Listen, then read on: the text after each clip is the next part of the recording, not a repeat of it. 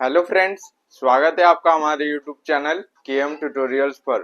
तो friends, class 10 geometry का chapter number 1 similarity, इसका लेक्चर नंबर 3 हमने लास्ट लेक्चर में कंप्लीट कर लिया था, जहां पर हमने बेसिक प्रोपोर्शनलिटी थ्योरम देखा था।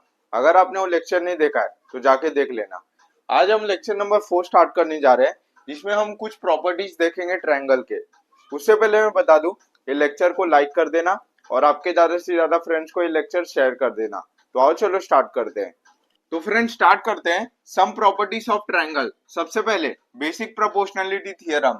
ये थ्योरम हमने लास्ट लेक्चर में देखा था, डिटेल में देखा था। अगर आपने नहीं देखा है तो जाके देख लेना। इन ट्रायंगल एबीसी बीपीटी में होता क्या है, जो आपके दो लाइन है वो पैरेलल होते हैं और जो आपका साइड्स है वो रेशियो में बनाता है। इधर आप देख सकते हो सेक पी क्यू और सेक एसी, ये क्या है, एक दूसरे को पैरेलल है। और जो आपका साइड्स है AP upon PV, QC upon B Q, ये क्या है, आपका रेशियो में बना रहा है। तो बीपीटी में आपको इतना याद रखना है, जो दो लाइन होते हैं वो पैरेलल होते हैं और जो आपका साइड्स होता है वो रेशियो में बनाता है। तो पहला वाला बीपीटी कॉपी कर लो, बढ़ते हैं कन्वर्स ऑफ बीपीटी पर।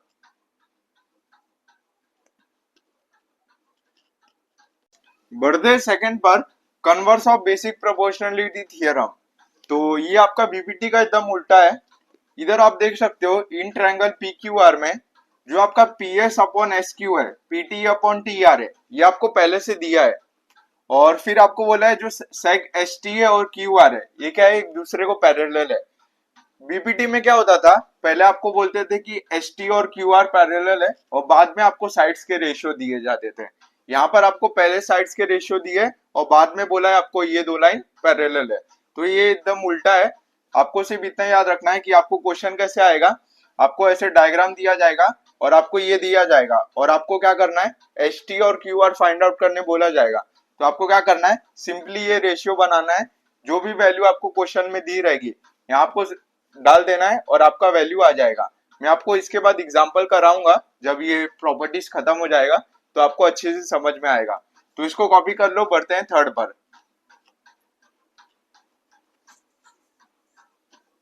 बढ़ते थर्ड पर, theorem of bisector of angle of a triangle. ये एंगल बाइसेक्टर का थियरम है जो इम्पोर्टेंट नहीं है, अभी तक बोर्ड एग्जाम में एक बार भी पूछा नहीं गया है, इसीलिए मैंने आपको बताया नहीं है और ना पूछा भी जाएगा। तो एक बार देख लेते हैं। इन ट्रायंगल एबीसी, जो आपका बीडी है वो क्या है, बाइसेक्टर है एबीसी का। जो आपका बीडी है वो बाइसेक्टर है एंगल एबीसी का। तो आपका रेशियो कैसे बनेगा, AB AB upon BC, AD upon DC, ऐसे आपका रेशियो बनेगा। ये आपका एंगल बाइसेक्टर का थियरम। यहाँ पर आपको कुछ वैल्यू दी रहेगी, तो आपको क्या करना है, रेशियो में वैल्यू डालना है और आपको वैल्यू निकाल देना है। सपोज यहाँ पर आपको वैल्यू दी गई है 4, यहाँ पर आपको 5 दिया है, यहाँ पर आपको 6 दी गई है और आपको बोला है एडी फाइंड आउट करने हैं। तो आप क्या करोगे, ए बी का वैल्यू क्या है, आपको 4 दिया है, 4 अपॉन बी सी का वैल्यू कितना दिया है, 5 दिया है, इज इक्वल टू एडी आपको फाइंड आउट करने बोला है और डीसी का वैल्यू आपको 6 दिया है। तो आप क्या करोगे, AD is equal to 4 upon 5 into 6। तो 4 अपॉन 5 इंटू 6, तो इसका जो वैल्यू आएगा वो आपका आंसर रहेगा। तो ऐसे आपको क्वेश्चन पूछा जाएगा। तो इसको कॉपी कर लो, बढ़ते हैं लास्ट वाले पर।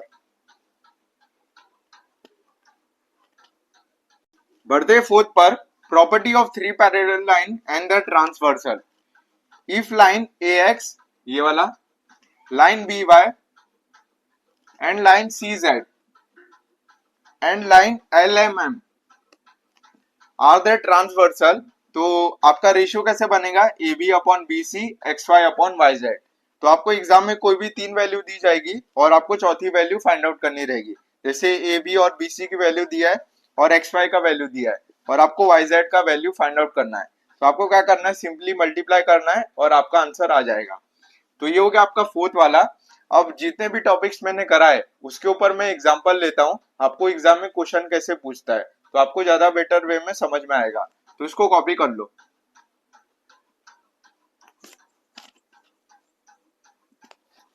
तो फ्रेंड्स, बढ़ते एग्जांपल पर। In triangle ABC, D is parallel to BC if DB is equal to 5.4, इसका आपको वैल्यू दिया है 5.4।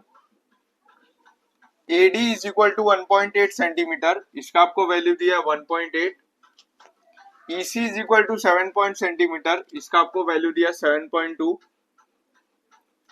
और आपको फाइंड आउट करने बोला है AE का वैल्यू।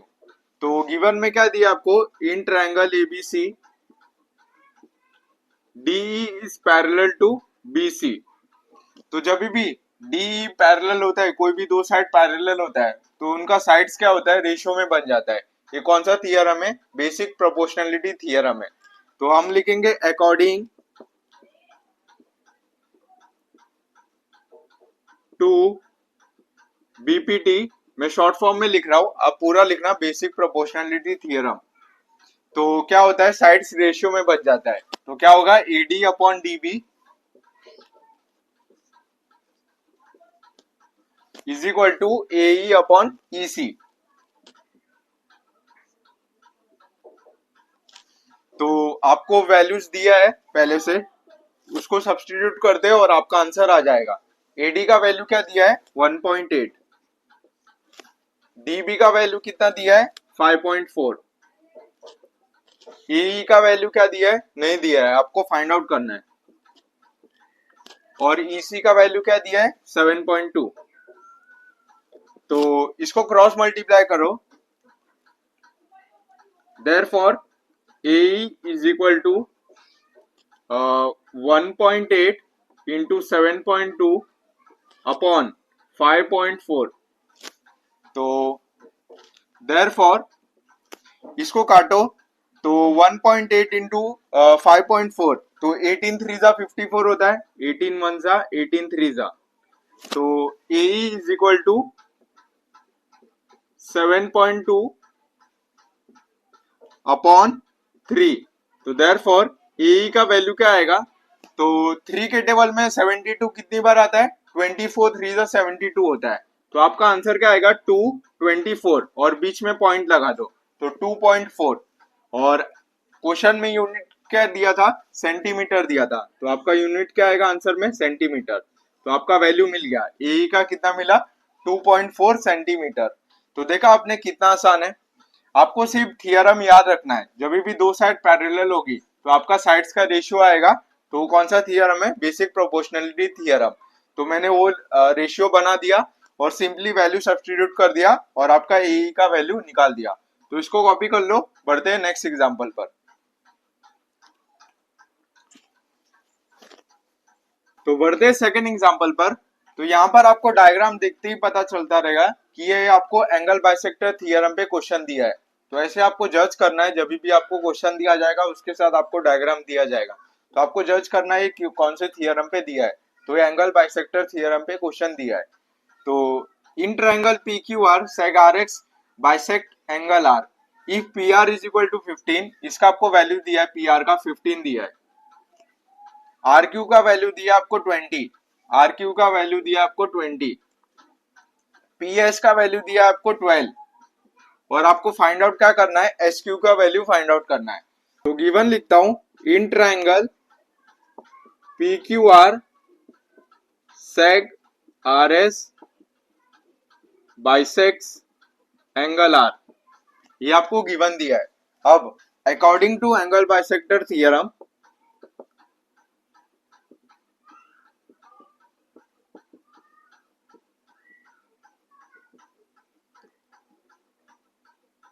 तो एंगल बाइसेक्टर थियरम से क्या होता है, ये जो आपका ये एंगल है उसका साइड्स का रेशियो बन जाता है। तो PR upon RQ is equal to PS upon SQ। अब सिंपली वैल्यू सब्स्टिट्यूट कर दो, आपको XQ का वैल्यू मिल जाएगा। तो देयरफॉर PR का वैल्यू कितना दिया आपको, 15, RQ का वैल्यू कितना दिया है आपको, 20, PS का वैल्यू कितना दिया है, 12 और SQ आपको फाइंड आउट करना है। तो therefore SQ is equal to 12 into 20 upon 15। तो 3 4 जा 12, 3 5 जा 15, 5 1 जा 5 4 जा 4 4 जा 16। तो आपको SQ का वैल्यू कितना मिला, 16। और क्वेश्चन में आपको कुछ यूनिट नहीं दिया है, तो आपका आंसर में भी यूनिट नहीं आएगा। SQ का वैल्यू कितना आया, 16 आया। तो ये हो गया आपका सेकंड एग्जांपल, कॉपी कर लो। एक और लास्ट एग्जांपल देखते हैं।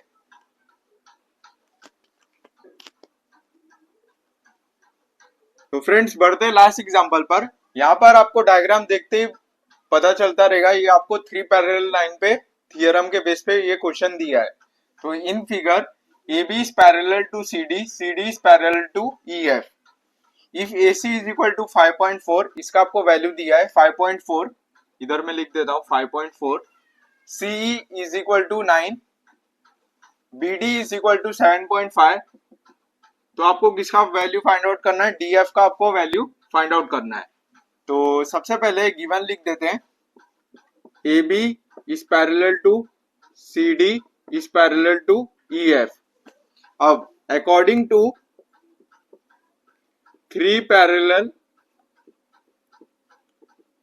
लाइन थियरम, तो क्या होता है आपके दोनों लाइंस का रेशियो बन जाता है AC upon EF, AC upon CE is equal to BD upon DF। अब सिंपली वैल्यू सब्स्टिट्यूट कर दो, आपको आंसर मिल जाएगा। देयरफॉर AC का वैल्यू कितना दिया आपको? 5.4। CE का वैल्यू कितना दिया है? 9।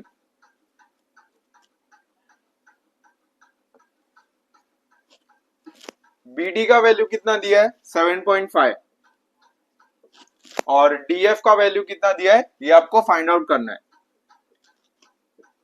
तो therefore DF is equal to 7.5 into 9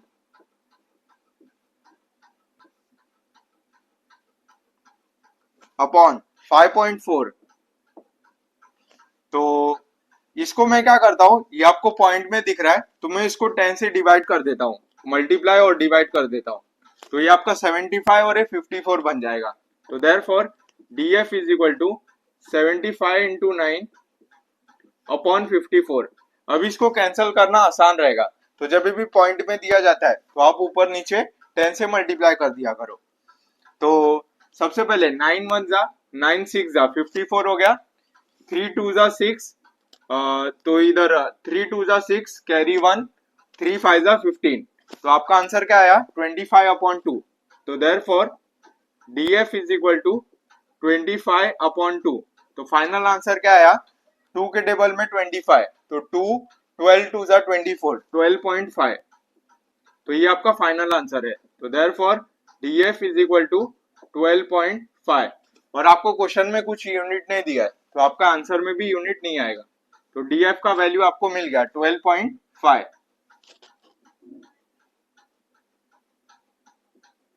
तो देखा कितना आसान था 3 पैरेलल लाइन का थियरम। सब आपके थियरम जितने भी है ऐसे क्वेश्चन आएंगे, आपको कुछ नहीं करना है, डायग्राम से आपको पहचानना है और सिंपली आपको जो भी रेशियो बनाना है। उसके बाद आपको जो वैल्यू दिया रहेगा सब्स्टिट्यूट करना है और आपको सिंपली वैल्यू फाइंड आउट करना है। तो इसको कॉपी कर लो।